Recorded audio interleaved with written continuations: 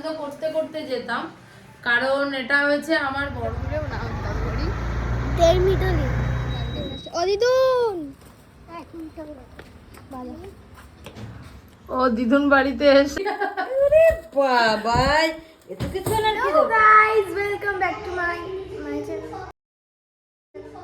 আমার মার চ্যানেলটা আমি ইন্ট্রো দিচ্ছি কারণ আমরা এখন বেরোচ্ছি অ্যান্ড মা বললো আমাকে ব্লগটা স্টার্ট করতে। তো এখন আমি এখানে নেইল পেইন্ট ওঠাচ্ছি নেইল রিমুভার দিয়ে। আর দেখবে দাঁড়াও,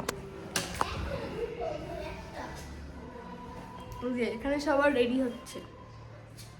এখন আমি যাব বড় দাদুদের বাড়ি বেরু বেরু করতে, মানে আমি আমার মামার বাড়িতে যাব। তো মামার বাড়িতে যাওয়া মানে প্রচন্ড একটা এক্সাইটেড ব্যাপার। তো ছোটবেলায় আমি যখন মামার বাড়িতে যেতাম তো ভীষণ আনন্দ করতে করতে যেতাম, কারণ এটা হয়েছে আমার বড় মামা, আমার দুটো মামা। তো সেখানে যখন আমি যেতাম আমার খুব একটা আনন্দ ফিল হতো। তো হঠাৎ করে পরশুদিন মামি ফোন করে বলল যে আসো, চলে আসো, ঘুরে যাও। তাই আজকে ছুটির দিন আছে, বেরিয়ে আসি, চলো তোমরাও সাথে থাকো। এখানে আমি আর গুনু হয়ে গেছি রেডি অ্যান্ড এখন মা রেডি হবে, তারপর আমরা বেরোবো। তো চলো রেডি হোক মা। এখানে সবার রেডি হচ্ছে। এখন আমি যাব বড় দাদুদের বাড়ি বেরু বেরু করতে, মানে আমি আমার মামার বাড়িতে যাব। তো মামার বাড়িতে যাওয়া মানে প্রচন্ড একটা এক্সাইটেড ব্যাপার। তো ছোটবেলায় আমি যখন মামার বাড়িতে যেতাম তো ভীষণ আনন্দ করতে করতে যেতাম, কারণ এটা হয়েছে আমার বড় মামা, আমার দুটো মামা। তো সেখানে যখন আমি যেতাম আমার খুব একটা আনন্দ ফিল হতো। তো হঠাৎ করে পরশুদিন মামি ফোন করে বলল যে আসো, চলে আসো, ঘুরে যাও। তাই আজকে ছুটির দিন আছে, বেরিয়ে আসি, চল। আমরা রেডি হয়ে গেছি। তো এখানে জুতো বাছাই করা হচ্ছে, কে কোন জুতোটা পরবে। মানে আমরা কোথাও বেরোনোর আগে প্রচন্ড, হ্যাঁ বল, সব ভেঙে চুরে ফেলছে। আমি সকালবেলা আজকে অনেক বাসন টাসন সব পরিষ্কার করেছি। তো এখন আমরা বেরোচ্ছি। তো দেখো আমরা রেডি হয়ে গেছি।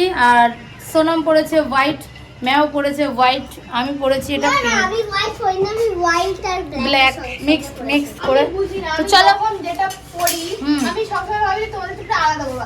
আমি যেটা পরি ইন্টেনশনে কি তোমরা সেই হোয়াইট ও সবসময় ভাবে যে আমাদের থেকে কিছু আলাদা পড়বে, বাট ওর কোনোদিনই হয় না, কারণ সবার লাস্ট ফিনিশিং এ গিয়ে দেখে। আমার কিন্তু হোয়াইট আছে, এই দেখো আমার প্যান্ট হোয়াইট। তো লাস্ট ফিনিশিং এ গিয়ে দেখে সবাই এক। তো চলো মামার বাড়ি গিয়ে দেখা হচ্ছে। তো আমরা রেডি হয়ে গেছি এন্ড এখন আমরা বেরোচ্ছি। মা তালা দেবে। আজকে আমার হোয়াইট কালারের জুতো পরে। আমার চশমাটা দেখ অটোমেটিক পড়ে গেছে, চুলটা দেখ কিরকম লাগছে। আর ফ্রেন্ডস আজকে আমরা পুরো হোয়াইট জুতোই পরে। তো আমার ড্রেসটা একটু দেখো, আমার ড্রেসটা। তো আমরা এখন রেডি হয়ে বেরোচ্ছি অলমোস্ট ভীষণ লেট বেরিয়ে পড়েছি আমরা আমাদের দাদু বাড়িতে যাওয়ার জন্য।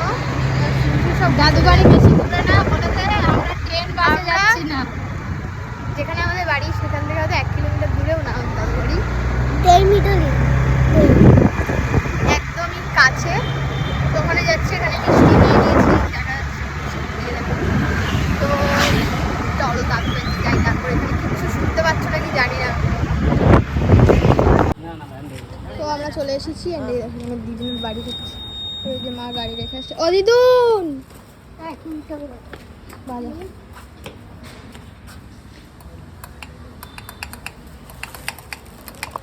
দাঁড়া। ও খোলা খোলা খোলা।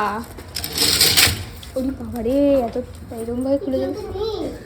আছে আছে, ডাক দে বল দিদুন।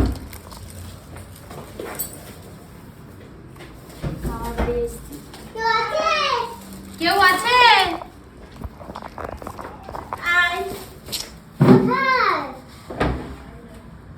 ধাক্কা দে। আমার মেয়ে বলছে কেউ আছে। ঘুমাচ্ছিল। হ্যাঁ ঘুমাচ্ছিলা তুমি? কি করছিল? ঘুমাচ্ছিলা? না এটা না, এসবে কি মিষ্টি মিষ্টি।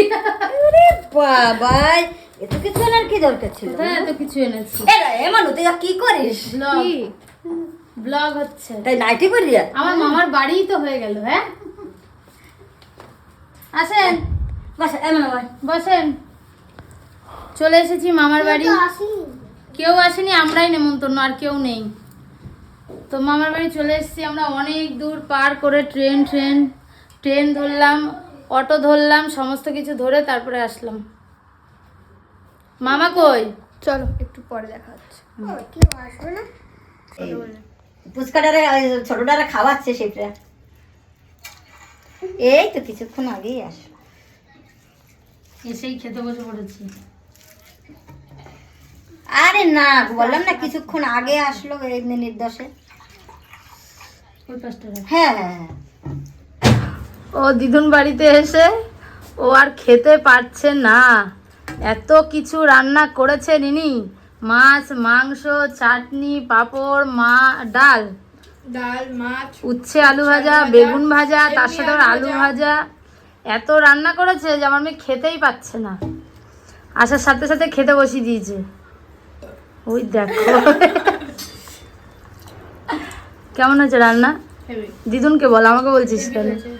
ডালটা হেভি হয়েছে, মাংসটা হেভি হয়েছে, হেভি হয়েছে? আর মাছটা আমি খাইনি। ও মাছটাও খাইনি, ওই জন্য ও বলতে পারবে না। মাছটাও হেভিই হয়েছে।